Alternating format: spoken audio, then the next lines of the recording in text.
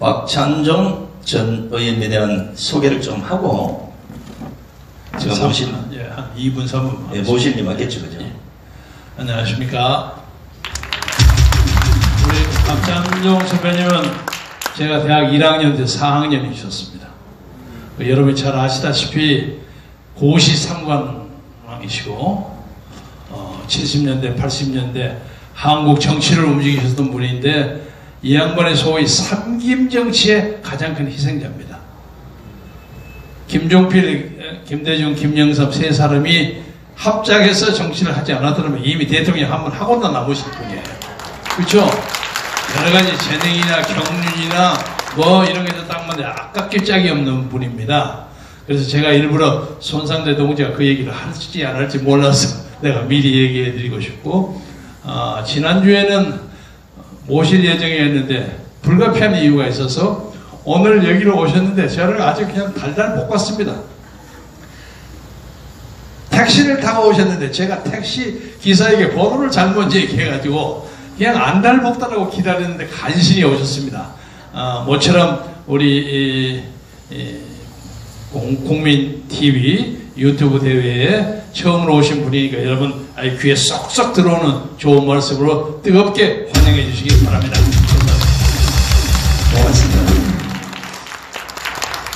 사실 이제 고시 하나 패스하기 힘든데 세 개를 패스하신, 지금 연세는 아마 아직 한 60 초반을 거릴 줄 알고 있습니다. 대통령 지금 해도 돼요. 문재인보다는 100배 1000배 낫습니다.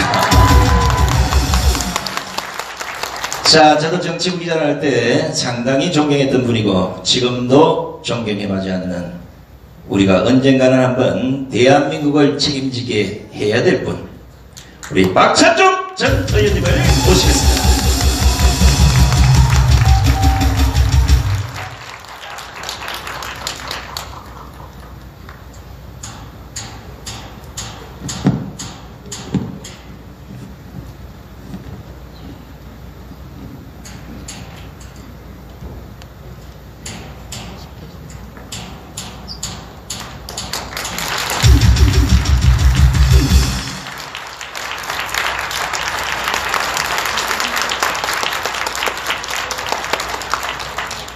유튜브 애국 국민대회에 초청 받은 것에 대해서 대단히 기쁘게 생각합니다.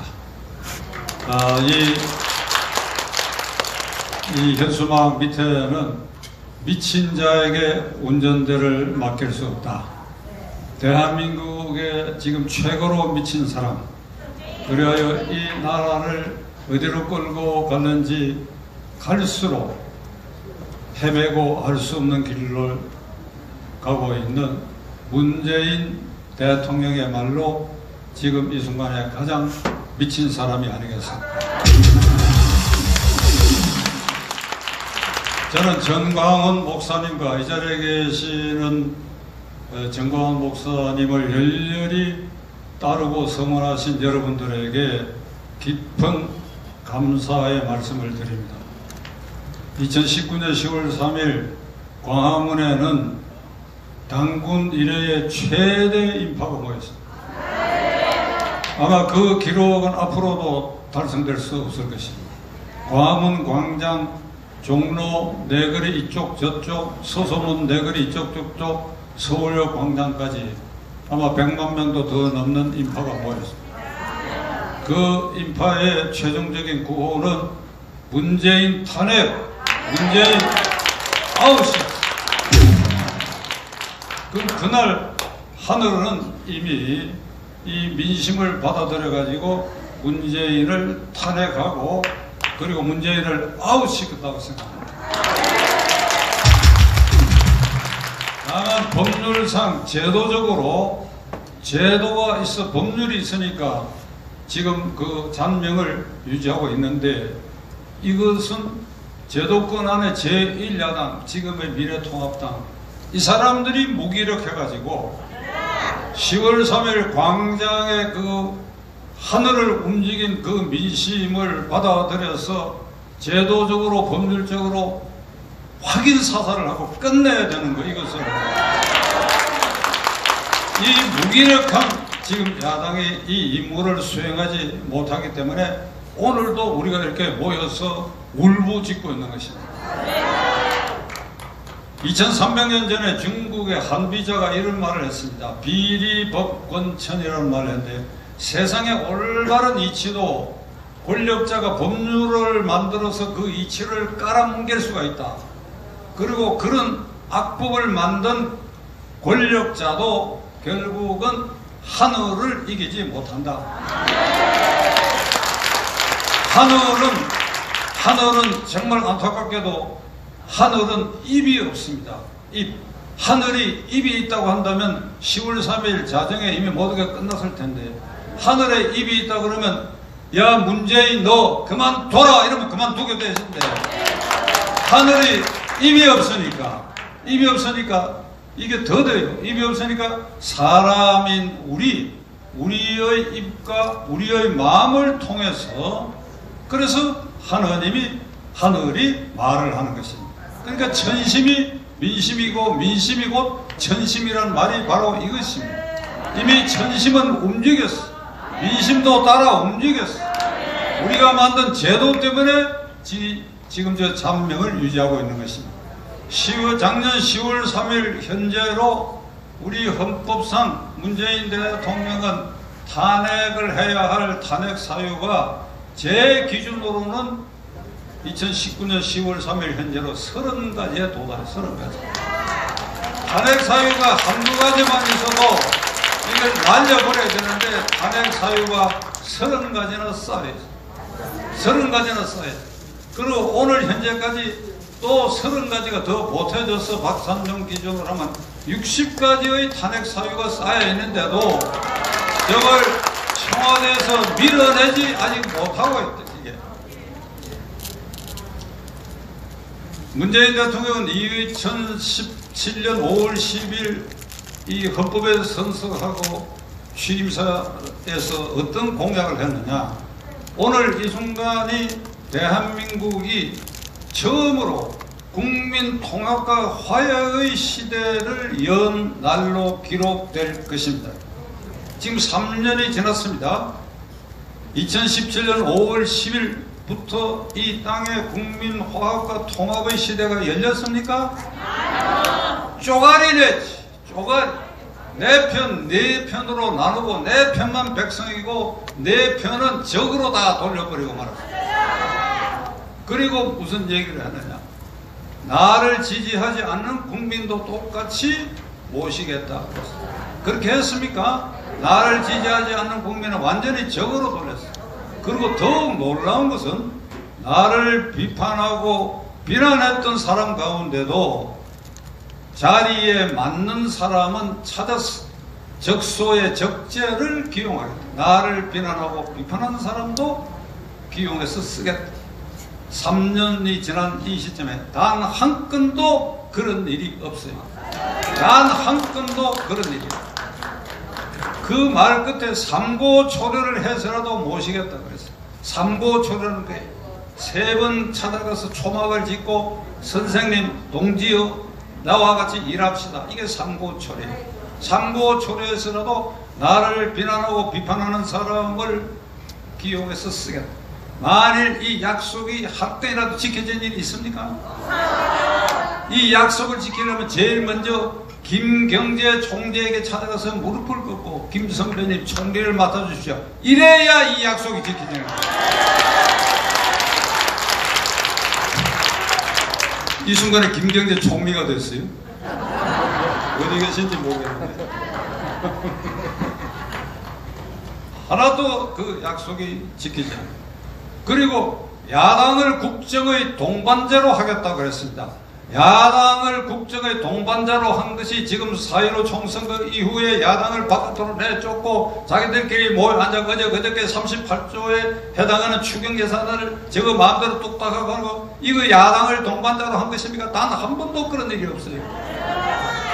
미국 대통령은 트럼프뿐 아니라 역대 어떤 대통령도 백악관 집무실에서 공식 집무시간 기간 동안 절반을 자기 편, 자기 당, 그리고 트럼프 같은 공화당이나 공화당 의원, 그리고 반대당의 민주당 의원들 전화하고 아침 커피 타임 갖고 점심 먹고 그리고 만찬하고 시간 나는 대로. 그래서 자기가 생각하는 정책에 대해서 설명하고 하는데 시간을 그렇게 할애하면 문재인 대통령 완전히 샷다를 내렸어. 야당은 아주 거들떠보지도 않고 그리고 취임사에서 하는 그 약속을 철저히 지키지 않았어. 또 하나 아주 괘씸한 것은 수시로 기자회견을 해서 국민에게 현안을 설명하겠다. 수시로 기자회견을 해서 국민과 소통하겠다. 수시로 기자회견을 했습니까? 연초에 한 번씩 짜고 하는 기자회견을 했어. 그것도 그나마 2019년 연초에 한 기자회견에는 경인방송의 여기자가 질문을 하기를 대통령께서는 경제 사정이 분명히 나빠지고 있는데 어떤 근거와 확신으로 경제는 잘 굴러가고 있다고 이렇게 말씀하십니까? 이걸 질문을 했어. 그랬더니 대깨문들이 대가리가 깨져도 문재인이가 무슨 짓을 해도 무조건 지지하는 이 대깨문들이 그 여기자를 상대로 하고 온갖 폭탄세를 내퍼부어가지고 경인방송에서는 견디다 못해 그 여기자를 해임하는 사건이 일어났어요. 이게 오늘의 언론 상태고 오늘 이것이 문재인 대통령이 기자회견을 하지 않는 이 부작용으로 이렇게 나타나고 있습니다. 지금 트럼프 대통령 같으면 김여정이가 문재인을 향해서 온갖 욕설을 퍼부을 때 하루에 두세 번씩 아마 기자회견을 했을 겁니다. 그런 일이 벌어졌으면 미국에서 문재인 대통령은 아예 막장비에 숨어버렸어. 이런 대통령이 있을 수 이런 대통령 헌법 선서하고 헌법에 손을 얹고 약속하고 한 공약 지금 제가 크게 5가지를 얘기를 했어요. 오늘부터 대한민국 국민 통합과 화해의 시대를 열겠다. 나를 지지하지 않는 국민도 내가 똑같이 모시겠다. 야당을 국정원에게 동반자로 하겠다. 그리고 나를 비난하는 사람 가운데도 기용해서 쓰겠다. 그리고 수시로 기자회견할 때 큰 줄거리만 얘기해서 5가지. 그리고 모든 정책은 기회는 균등하고 과정은 공정하며 결과는 정의롭다. 지금 청년들이 분노하는 것은 인천국제공항 비정규직을 정규직화하는 데 있어서 이 기회가 균등하지 않다는 데서 분노하는 것입니다. 그래서 청년들이 노래 말처럼 만들었어. 기회는 균등하고 과정은 공정하며 결과는 정의롭다. 개뿔. 무슨 기회는 불균등하고 과정은 불공정하고 결과는 부정의하다. 이게 결론. 헌법에 선서하고 한 약속을 지키지 않는 이것이 가장 큰 탄핵사유고 이것이 가장 대통령 무자격 있고 이것이 가장 큰 대통령 쫓아낼 이유가 되는 것입니다. 달리 이유가 있는 게 아니에요. 그리고 2018년 평양에 갖고 9.19 합의라는 걸 했습니다. 휴전선상의 공중과 지상에서 우리의 군사 요새 공군 정찰하는 전부 안 하겠다는 약속을 했어. 그냥 휴전선을 무방접비로 내줬고 그리고 평양 시민들 앞에서 남쪽 대통령 문재인이라고 얘기했어요. 이게 탄핵 사유에 해당하는 것입니다. 우리 헌법은 한반도가 대한민국 영토고 대한민국의 법 질서를 지키는 대한민국 대통령. 그럼 그 자리에 가서 대한민국 대통령 문재인 옛날에 얘기하든지 대한민국 자를 빼더라도 대통령 문재인이라고 해야 되는데 김정은을 옆에 세워놓고 김정은이가 북한의 국무위원장입니다. 세워놓고 남쪽 대통령 문재인이라고 얘기해요. 항복 투항한 거나 마찬가지. 요거 하나만 하더라도 쫓아내고도 남을 이유가 충분히 이걸 한 가지 다 얘기하려면 날새버릴 것 같은데 어제 이 통일부 장관의 이인영 그리고 안보특보의 임종석 국정원장의 박지원 이렇게 유명했습니다. 저는 그 전날 제 유튜브에 어떤 얘기를 하는가 하니까 주사파를 전면에 세우는 것은 대한민국을 포기하는 짓이다. 이인영을 통일부 장관 말도 안 되는 소리다. 임종석이를 국정원장 또는 안보특별보좌관으로 임명한다. 말도 안 되는 소리다. 그때는 박지원 얘기가 안 나왔기 때문에 그 두 사람을 들어서 얘기했는데 그 두 사람이 결국 통일부 장관 그리고 안보특보가 됐습니다. 이 두 사람은 전대협 1기 의장 이인영 4기 의장 임종석입니다. 전대웅 80년대 전국 대학생연합회 그것이 반정부 활동의 전진기지고 그들의 강령에 의하면 주체사상 신보응자들입니다. 시간 관계상 여러분들 간단히 설명. 주체사상이라는 게 뭐냐? 김일성이가 민족의 태양이라는 소리예요. 남북한을 통해서 저들의 말대로 하면 전조선의 민족의 태양은 김일성이가 하는 일은 모든 것이 정당하다. 김일성이가 정권을 창출한 북한 정권은 한반도에 있어서 유일 합법 정권이다. 이승만은 북한의 괴뢰다. 미국의 괴뢰다. 그리고 6.25는 미국과 이승만이 짜고 한 북침이다. 이게 이인영, 임종석 같은 사람 머리에 꽉 박혀있어. 그러니까 북한을 추종하는 겁니다. 그러니까 남북 통일, 자유민주주의 질서로의 남북 통일을 해야 된다. 우리 헌법 4조에 명시되어 있는데 자유민주주의 질서 좋아하는데 자유를 떼버리라. 2018년에 문재인 대통령이 헌법 개정안을 제안을 했는데 그게 결국 폐기되고 말았습니다. 그 제안한 개정안에는 자유란 말이 다 지워져 버리고 있어요. 그럼 뭐냐? 민족이 되게. 민족이 앞선다. 민족 공동체 중심으로 통일해야 된다. 왜? 미국은 미제국주의고 이승만은 미국의 괴뢰로 대한민국을 창건한 사람입니다.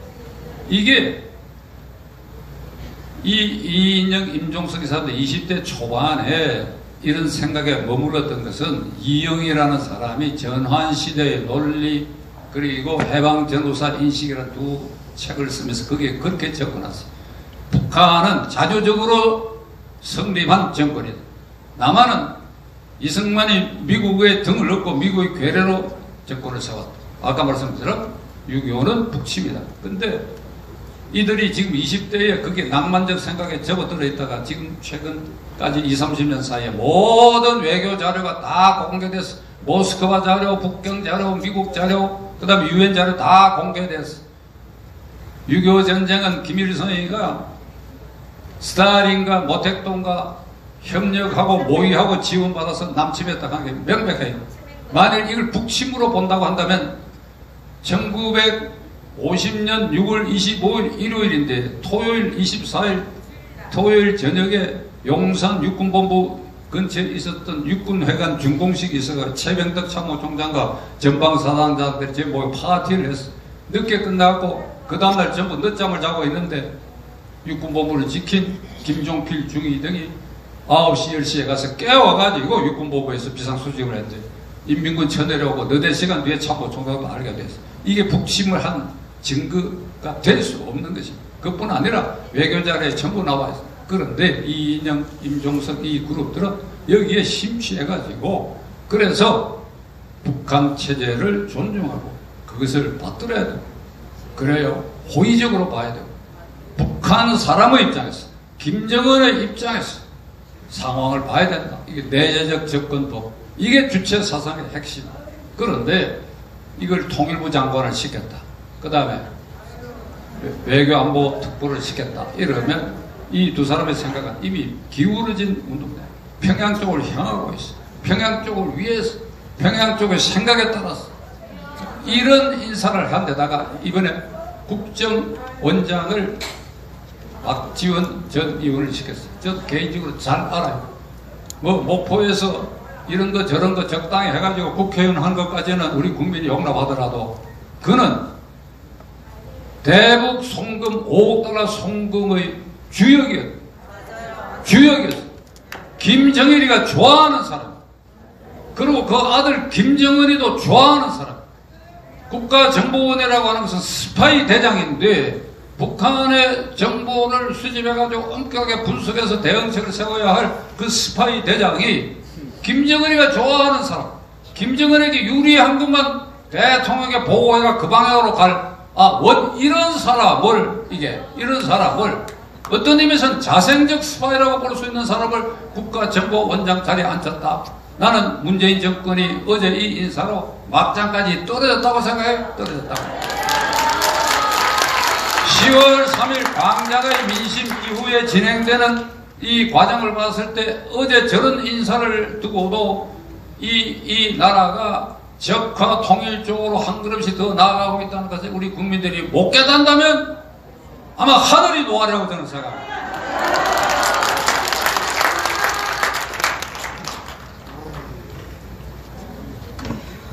윤석열 검찰총장을 이제 쫓아내려고 아주 미친 짓들을 하고 있어요. 제가 제 유튜브에서 계속해서 얘기하고 있는데 제가 법조인의 한 사람으로서 이거 말도 안 되는 소리입니다. 말도 안 되는 소리예요. 검찰과 언론이 유착한 사건이 아니라 문재인 정권 핵심 권력과 MBC 등 권력에 기생하고 있는 언론이 결탁을 해갖고 윤석열이를 죽이기 작전 나온 것이 이겁니다. 이거 시간 관계에서 길게 설명 안 드리겠습니다만 추미애 여사는 미쳤어. 이성을 잃었어.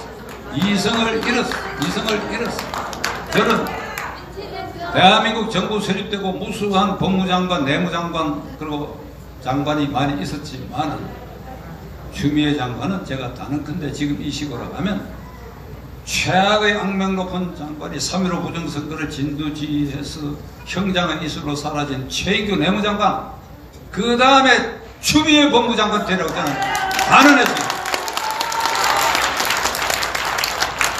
지금 제가 이 자리에서 얘기하는 그 추미애 씨 귀에 들어갔으면 좋겠는데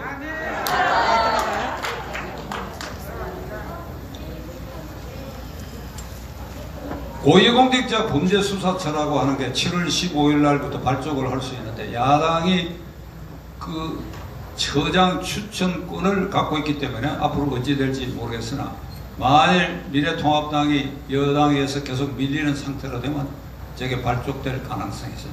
발족되면 어찌 되느냐, 3권을 문재인이가 완전히 장악하게 돼요. 그 수사 대상에는 판사, 검사, 국회의원, 현역 장성, 예비역 장성이 그 수사 대상에 올라요. 왜 장성과 예비역 장성까지 공수처 수사 대상으로 올렸는지 참 기가 찰 일이야. 예비역 장성들이 그 모임을 해가지고 수시로 성명 발표하는 거 그게 아주 귀찮았던가 봐요. 제가 이거 수사 대상에 올려놨는데 당장은 판사 수사 대상에 올려놨어요. 마음에 안 드는, 지금도 마음에 안 드는 거 찍어내기를 하고 있는데 시민단체 시켜가지고 A 판사 부정비리를 고발하게 하고 그럼 수사 착수하죠. 검사 마음에 안 드는 거 고발하게 해요. 그러니까 사법부 완전 장악이고 그래야 윤석열도 수사 대상에 올린다는 거예요. 안 올리더라도 휘하 검사를 윤석열을 완전히 우리의 가도란 휘하 검사 중에서 예를 들면 물산 부정선거 게이트 열심히 한다라든지 후속 수사를 이런 검사들에 대해서 부정비리가 있다 먼지털이 식으로 아주 황당한 이유를 들었어. 그 판사검사가 어떤 상에 돈 먹은 것 같다 이래가 투수를 하면 그냥 그거 갖고 조사를 한다 이거죠. 그래서 사법부 완전 장악, 검찰 완전히 허수아비, 그리고 야당 의원들이 칼날에 쎄가 국회의원들은 이런저런 먼지털이 하면 얼마든지 챙길 수 있습니다. 미래통합당 A 의원이 어느 날 저녁 누구하고 만나서 저녁을 먹었다. 단순히 저녁을 먹었는데 거기 수상한 거래가 있을 수 있다. 이런 그냥 투설을 합니다. 투설해서 조사를 한다 하면 그 국회의원은 그 조사가 진행되고 이런 동안에 정부 비판 공격도 못하고 죽은 목숨으로 지나기도 했어요. 그래서 저는 며칠 전에 이런 얘기를 했습니다. 미래통합당 의원들 보고 모든 걸 걸고 공수처 발족을 저지해라. 저지하지 못하면 그대들은 식물국회의원이 된다. 식물국회의원 되는데 국회를 지킬 필요가 있느냐? 이게 저지하지 못하면 그날 의원이 총사퇴를 하고 광화문 광장으로 나와. 광화문 광장으로.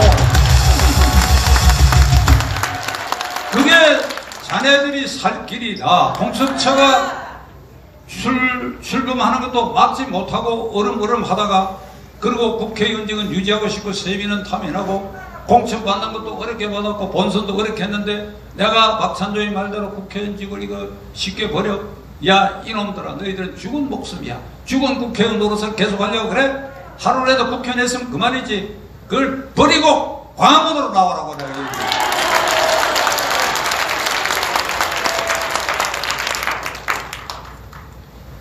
여러분과 저는 우리 헌법의 제1기관이 첫째 기관이 국민입니다. 국민. 첫째 기관이 국민입니다. 대한민국의 주권은 국민에게 있고 국민 누구냐? 여러분과 저 정광훈 목사, 김경재 총재 이 국민이 첫째 기관이에요. 그리고 헌법에 대한민국의 주권은 국민에게 있고 모든 권력은 국민으로부터 나온다. 이 국민이 대통령 뽑고 국회의원 뽑아가 정부를 세우고 국가의 시스템을 만드는데 이 국민이 너는 아니라고 하면 아닌 게 되는 것입니다. 너는 가짜라고 하면 가짜로 되는 것입니다. 그런데 어느 날 이 국민이 한꺼번에 모여가지고 회의를 할 수가 없어요. 회의를. 전 국민이 18세 이상의 전 국민이 광화문에 모여가지고 안건을 상정합니다. 문재인 대통령 탄핵안 이렇게 상정해서 이놈 탄핵하자 이러면 그날로 끝나버려야 되는데 이렇게 다 모일 수가 어떻게 모일 수가 없기 때문에 일부가 모인 게 당군 이래 최대 인파가 모인 것이고 이것이 사발통로로 그 자리에 오지 않았던 국민의 가슴에 뿌려가지고 이걸 곳곳에서 어느 날 날짜를 정하고 한꺼번에 들고 일어나고 청와대에 인간띠를 만들어가지고 거기에 비서관 보좌관들이 출퇴근을 못하게 막는 겁니다. 이렇게 손을 잡고 종합청사도 손을 잡고 인간띠를 만들어가 출입을 막는 거 그거는 평화적 시위니까 처벌할 수가 없어요. 그렇게 해서 대통령을 고립시키는 방법이 있는데 효자동 길목 완전히 꽉 메우면 차가 다닐 수도 없고 그래 청와대를 삥 둘러서 인간띠를 두르는데 거기에 경비 섰던 경찰관도 무서워서 다 도망가 버릴 것입니다. 자연히 대통령도 걸어 나올 수밖에 없을 것입니다. 2020년 10월 3일까지 정가원 목사 그룹이 앞장서서 제2의 당군 이래의 최대 인파를 모을 때 이번에는 철저하게 그들의 출입을 막고 문재인을 고립시켜서 그가 청와대를 걸어오는 날을 만들고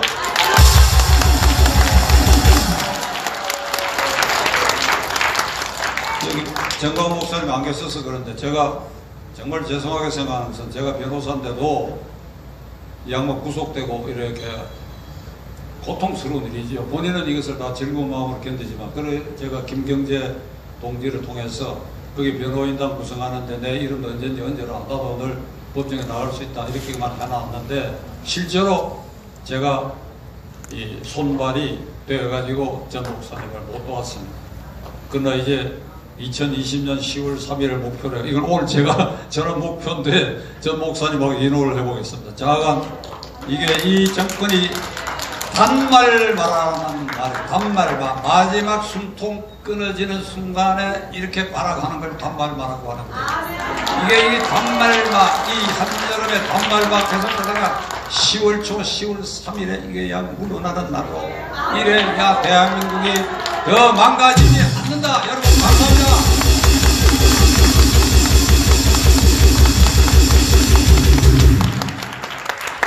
자, 아주 연설이 똑 부러지십니다. 이걸 문재인이 듣고 뒤로 자빠져서 벌러덩 내지탕으로. 자, 우리 박찬종 전대리 다시 한번 큰 박수를 보내주시기 바랍니다.